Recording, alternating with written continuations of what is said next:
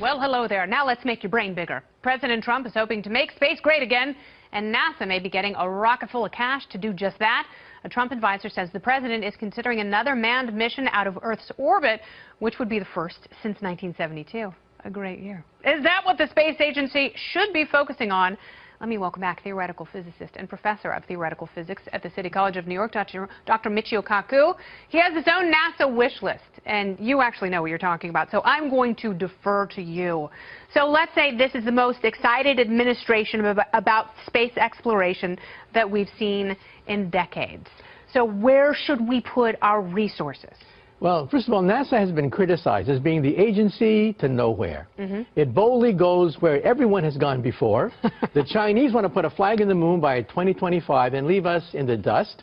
So here comes Donald Trump. He wants to fast-track the moon and the Mars program. Yeah. If we're going to be going to the moon anyway by 2021, why not go to the moon in his first term and in his potential second term on to Mars? All right, so, I took a class in high school called Science, Technology, and Society. Society demands it, technology can provide it, and science asks and answers the most important questions. So my question is, should we go for things that are interesting, or should we go for things that are important? I think we should do both, because look at the space program. All the electronics that we see around us, the micro miniature chips, the lasers, the internet, all of that in some sense is a byproduct of the space program. Yeah. This conversation is being carried by satellites around the world.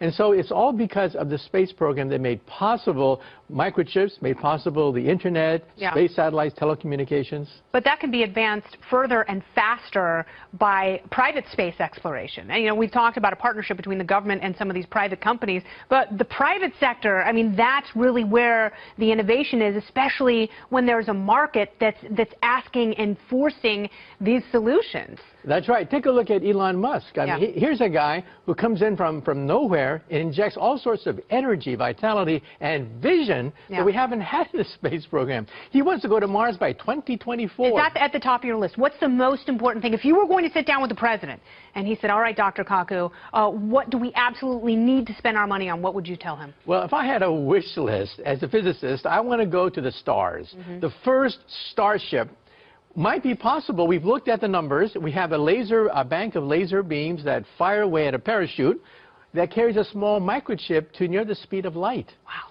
And we reach the nearest stars in just 20 years. And so this is doable with today's technology, going to the stars. Of course, it's not going to be the Enterprise. It's going to be a chip this big. But hey, you got to start somewhere. Yeah, we're going to have little tiny humans, maybe gymnasts on board. Dr. Kaku, thank you so much. Love having you here. Thank you.